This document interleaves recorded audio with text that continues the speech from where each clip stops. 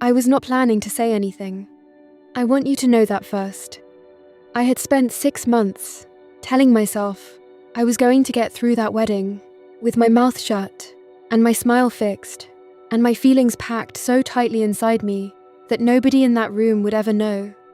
I had practiced it, literally practiced it, standing in my bathroom mirror at 11 at night, running through the evening in my head, smile at the ceremony, clap at the vows, give the speech I had written that was warm and funny and said absolutely nothing real, eat the food, dance at the appropriate moments, go home. That was the plan. And then, my sister's new husband leaned across the head table during the main course and said something so specific and so deliberate and so designed to remind me of exactly what I had lost, that every single thing I had packed down inside me for 6 months came straight back up, and I stood up, with a microphone in my hand, in front of 220 people, and I told the truth. Not all of it, just enough. Just the part that needed to be said in that room on that night, so that the next 10 years of family dinners and holidays and carefully maintained silences did not swallow me completely. My name is Brooke Callahan. I am 27 years old. I am an architect, and 6 months ago, the man sitting at the head table in a navy suit was supposed to be my fiancé. Before he became my sister's husband. If you are new here, please subscribe and hit the like button right now. I need you with me for this one. Okay, let me tell you everything. His name is Ryan Hartley. I met him 2 years ago at a work conference in a hotel ballroom where I had been standing near the back, trying to look interested in a presentation about sustainable architecture that had been interesting for the first 40 minutes and was now on minute 73. He was standing near the same back wall. He looked at me. He looked at the presentation screen. He looked back at me and said quietly, "Do you think it would be rude to leave?" I said I think it would be honest. We went and got coffee in the hotel lobby instead. We talked for 3 hours. He was 31. He worked in commercial property development. Smart in the way that does not announce itself. Funny in the dry, understated way that sneaks up on you. He remembered specific things I said within the same conversation and referenced them later in ways that made me feel properly heard. I gave him my number before I left. He called. Not texted. Called. We were together within 6 weeks. Here is what I need to tell you about Ryan before anything else. He was not a bad person. I know that sounds like the thing people say when they are trying to be fair about someone who hurt them, but I mean it genuinely. Ryan was not calculating, or cruel, or deliberately deceptive. He was something more complicated than that.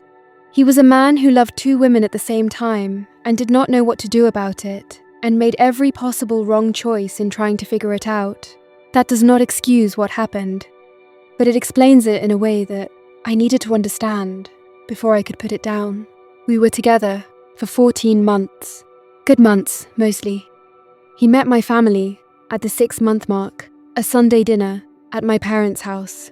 My mother made a roast. My father asked him 12 questions about property development that he answered patiently and thoroughly. My younger sister Vanessa sat across the table and talked to him about her job and her life. And Ryan listened the way he always listened, completely, attentively, like whatever you were saying was the most interesting thing he had heard all week. I remember watching him talk to Vanessa that night and thinking he is so good with people. I remember thinking, Vanessa seems comfortable with him. I did not think anything else about it. I did not have any reason to. Ryan proposed 11 months into our relationship. Not at a restaurant. Not with a grand gesture. At home. On a Sunday morning, we were both in the kitchen. He was making eggs. I was reading something on my laptop at the kitchen table. And he turned around from the stove with the spatula still in his hand. And he said, "Brooke, I want to marry you. I am not asking you right now, because I do not have the ring yet, and I want to do this properly. But I wanted you to know that this is where I am." Is this where you are? I closed my laptop. I said yes. This is where I am. He smiled. He went back to the eggs. It was the most Ryan way to propose, and I loved him for it, completely. 3 weeks later, he proposed properly. Simple ring. Simple moment. Simple yes. We were engaged. I called Vanessa first. She screamed. She seemed so genuinely happy. The engagement lasted 4 months. 4 months of being engaged and planning and imagining a future with a specific shape. And then, one Tuesday evening, Ryan came to my apartment and sat across from me and said he needed to talk. I knew before he started, the way you sometimes know. He said, "Brooke, I have feelings for someone else. I did not plan it. I did not want it. But it happened, and I cannot pretend it didn't. And I cannot marry you while it is true." I said, "Who?" He said, "I don't want to." I said, "Ryan." "Who?" He closed his eyes. He said, "Vanessa." The room went very quiet. My sister. He had feelings for my sister. I sat across from him, and I felt something happen inside me that was not one thing.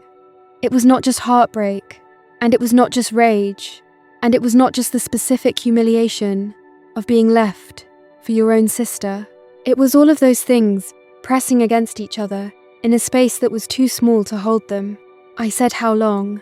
He said it developed slowly. Over the last few months, nothing happened. I promise you nothing happened. I said, "But something will." He did not answer, which was its own answer. I said, "Get out of my apartment." He got up. He said, "Brooke, I am so." I said, "Get out." He left. I sat in my kitchen for a long time. And then I called my best friend Jess, and I told her everything, and she drove over in 20 minutes and sat with me until 2 in the morning and did not once tell me it was going to be okay, because she was wise enough to know that some nights, okay is not the right destination. Vanessa called me 3 days later. She said, "Brooke, I need to tell you something." I said, "I already know." Silence. She said, "Ryan told you." I said, "He told me he had feelings for you. He told me nothing happened." She said, "It hasn't, I swear." "But Brooke, I need to be honest with you. I have feelings for him too. I have had them for a while, and I did not act on them. But they are real, and I think you deserve to know that they are real." I sat with that. My sister, who had sat across a dinner table from my fiancé 6 months earlier, and somewhere in the months between that dinner and this phone call had fallen in love with him. I said, "Are you going to be with him?"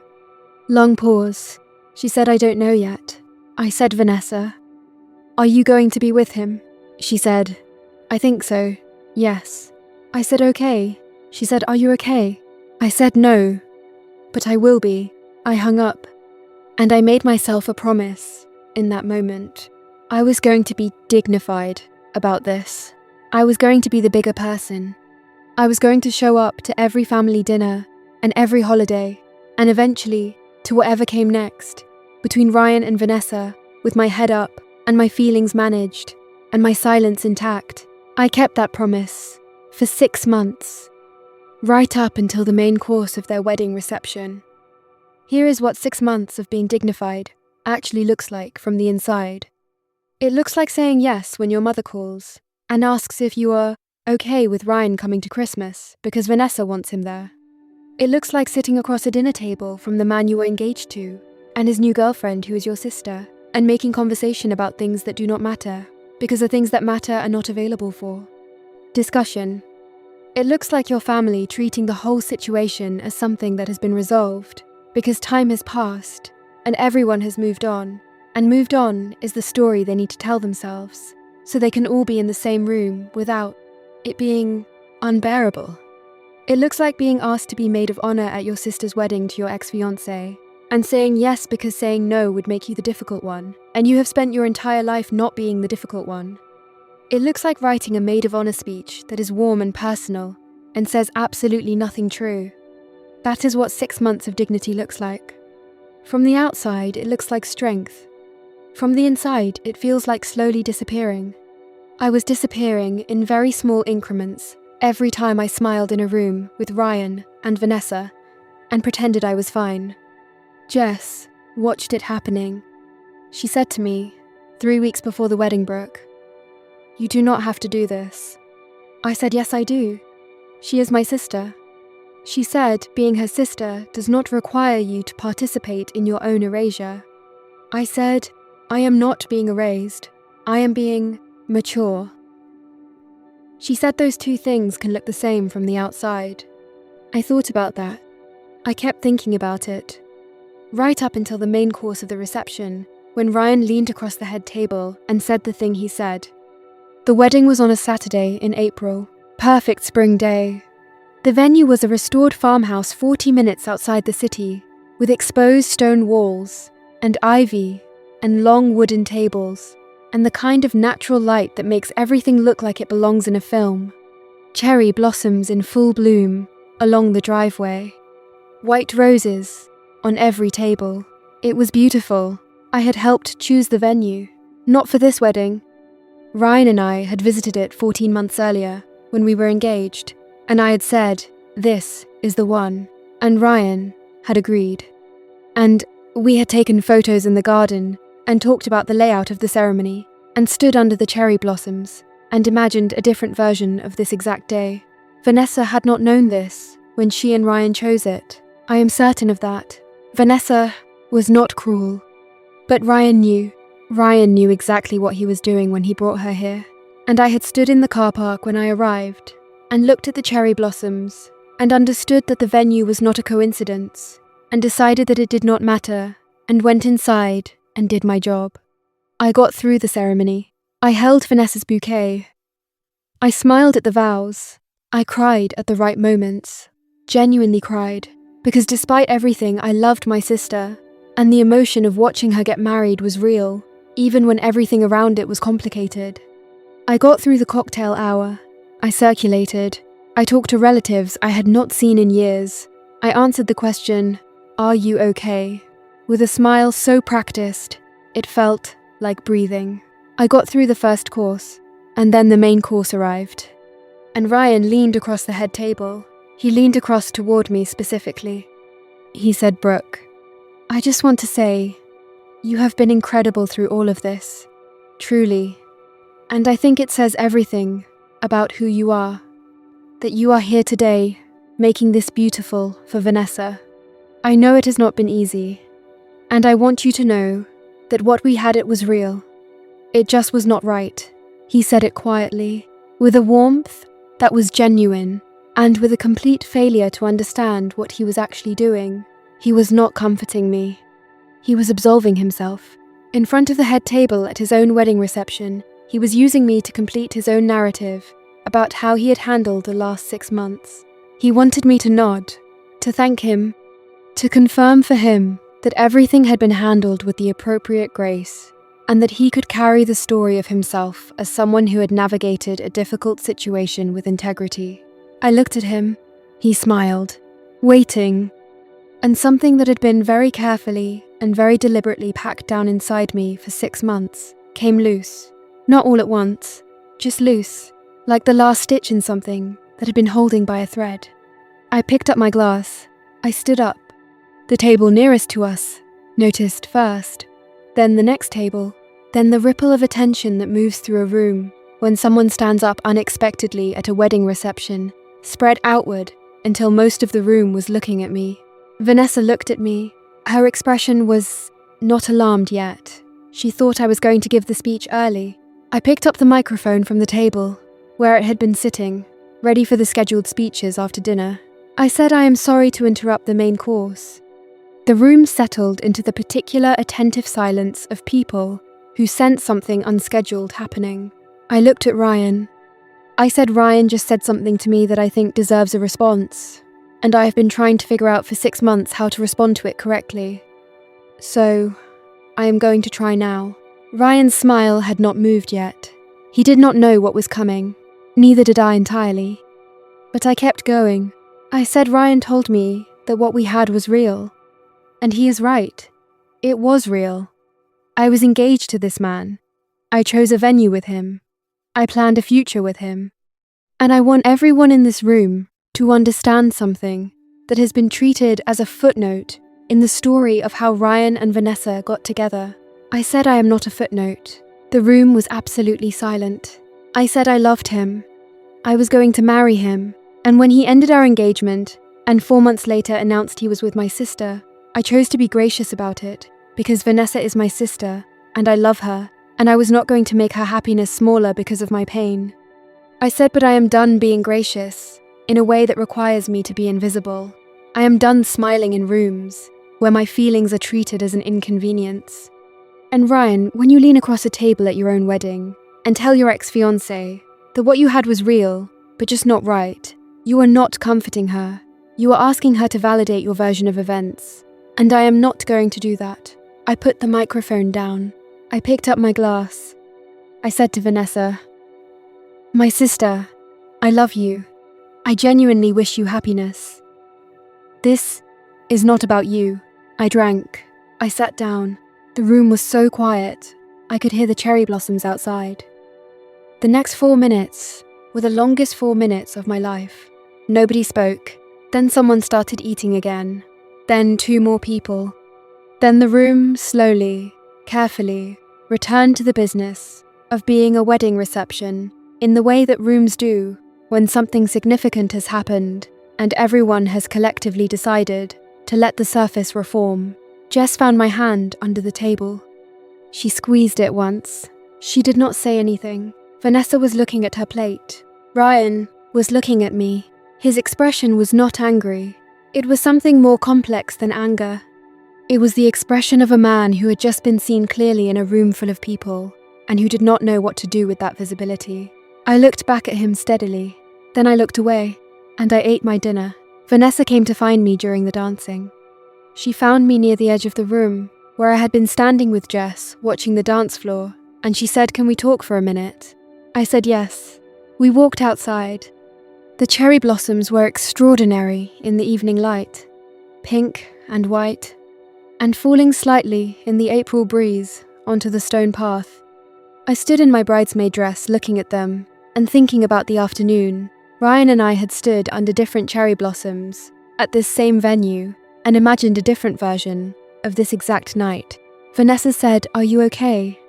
I said, "I think so. I am sorry if I made your wedding difficult." She said, "Brooke, stop apologizing." I looked at her. She said, "I owe you an apology. Not for falling in love with Ryan.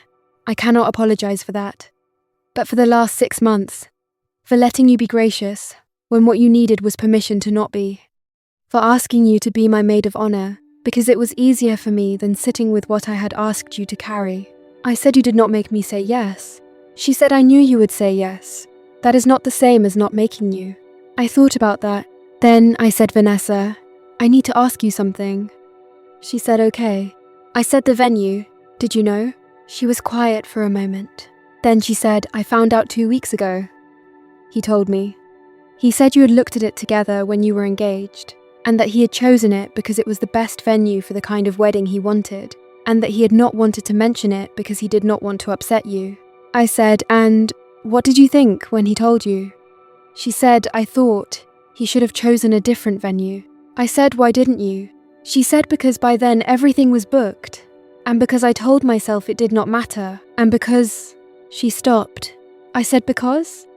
She said, "Because I think I was afraid that if I looked at it too closely, I would have to look at some other things too closely as well, and I was not ready to do that." I looked at my sister. She looked back at me, and in that look was something that had not been there in the careful, managed months of family dinners and avoided topics and dignified silences. Honesty. Real, uncomfortable. Finally, here, honesty. I said, "I love you." She said, "I love you too." I said, "Your marriage is going to require you to look at things closely, even the things that are uncomfortable, especially those things." She said, "I know." I said, "I hope he is worth it." "I genuinely do." She said, "I hope so too." We stood under the cherry blossoms for a while, not hugging, not crying, just standing. 2 sisters in the aftermath of something that had rearranged everything between them, trying to figure out what the new shape of it was. Here is where I am. 3 weeks later, I am back at work. I am back to my drawings, and my deadlines, and my Monday morning site visits, and the specific grounding pleasure of a job that requires me to think about structure and foundation, and what holds things up from the inside. I think about that a lot lately. Foundation. What things are actually built on, versus what they appear to be built on from the outside. Jess took me to dinner on the Sunday after the wedding. Just the two of us. She did not ask me how I was feeling 17 times. She ordered a bottle of wine and said so. Walk me through the moment you stood up. I said I genuinely did not plan it. She said I know. That is what made it real. I said, was it too much? She said it was exactly enough. Not one word more than was needed. Not one word less. I said Ryan looked at me like I had done something to him. She said men who want women to manage their feelings for them always look like that when the women stop. I thought about that for a long time. I am still thinking about it. Ryan texted me 4 days after the wedding. He said, I want you to know, I understand why you said what you said, and I am sorry for what I said at the table. You were right about what I was doing. I read it 3 times. I did not respond. Not because I wanted to punish him, but because his apology was for him and not for me, and I had spent enough time being the person who received things that were actually for someone else. I left it unread. I may respond eventually, or I may not. Both are okay. Both are mine to decide. Vanessa and I have spoken twice since the wedding. Real conversations. The careful kind that happen when 2 people are trying to find the new version of a relationship that has been through something significant. In the second conversation, she said, I have been thinking about what you said, about looking at things closely. I said, and? She said, I asked Ryan about some things, about the timeline, about when his feelings for me actually started. I said, what did he say? She said he said it was gradual, that it started around the time of the work conference when you first met him. I closed my eyes. The work conference, where I had met Ryan, where Vanessa had also been attending, because she worked for a company that was partnered with his. I had not known that until this moment. I said, Vanessa. She said, I know. I said, be careful. She said, I am trying to be. I said, I love you. She said, I love you. We hung up, and I sat with the specific feeling of a woman who has put down something very heavy and is now watching to see whether the person who asked her to carry it is going to be okay without her, hoping they will be. Not certain, but hoping. The last thing I want to say, I have thought a lot about the moment I stood up, whether it was right, whether it was too much, whether dignity would have been the better choice, and here is what I keep coming back to. Dignity is not the same as silence. I was silent for 6 months. I was gracious and managed and present and invisible, and I called that dignity because that is what I had been taught to call it. But dignity is not disappearing so other people can be comfortable. Dignity is knowing your own value clearly enough that you do not need anyone else to confirm it. And standing up in that room and saying, I am not a footnote, that was the most dignified thing I had done in 6 months. Not for Ryan, not for Vanessa, not for the 220 people sitting at those tables. For me, for the woman who planned a future and had it taken and chose to show up anyway and smile and hold bouquets and give speeches and disappear incrementally until something finally said enough. Enough disappearing. Enough. I am Brooke Callahan. I am 27 years old. I am an architect. I build things that are designed to stand. And I am done building the structures that hold other people up at the expense of my own foundation. If you made it to the very end of Brooke's story, genuinely, thank you. This one was personal, in a way that some stories are, and you stayed all the way through. If any part of it got you the 6 months of disappearing, the thing Ryan said at the table, the cherry blossoms, or that last line, drop it in the comments right now. Tell me which moment hit you the hardest. I read every single comment, and they mean more than I can say. If Brooke's story moved you, share it, right now. Send it to someone who has been told their pain is a footnote in someone else's story. Send it to someone who has been gracious for so long They have forgotten what it feels like to take up their own space. They need to hear this. Like this video if you stayed until the very last word. And subscribe, because my next story is going to stop you completely in your tracks. I will see you then.